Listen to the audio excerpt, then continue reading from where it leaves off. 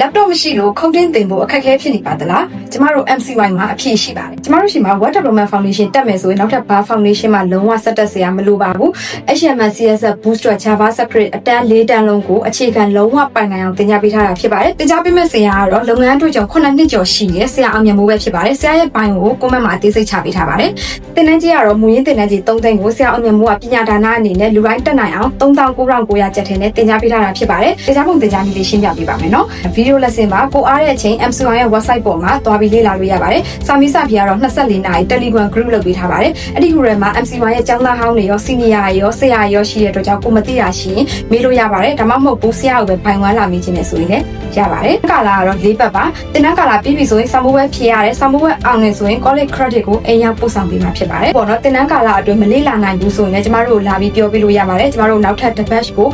free ထပ်ပြီးတော့သွင်းပေးပါတယ်နော် MCY မှာတော့သင်တန်းစာဖွင့်တဲ့9လအတွင်းမှာသင်တန်းသားပေါင်း2000ကျော်တက်ရောက်ပြီးဖြစ်ပါတယ်သင်တန်းအပ်မယ်ဆိုရင်တော့ MCY ရဲ့ Facebook page Messenger မှာတွားပြီးတော့သင်တန်းအပ်လို့ရပါတယ်ကျမကတော့ MCY ရဲ့ CEO မဆုသစ္စာဖြစ်ပါတယ်ဆုံးဖြတ်ကြည့်ပေးကြလို့ကျေးဇူးအများကြီးတင်ပါတယ်ရှင်တတား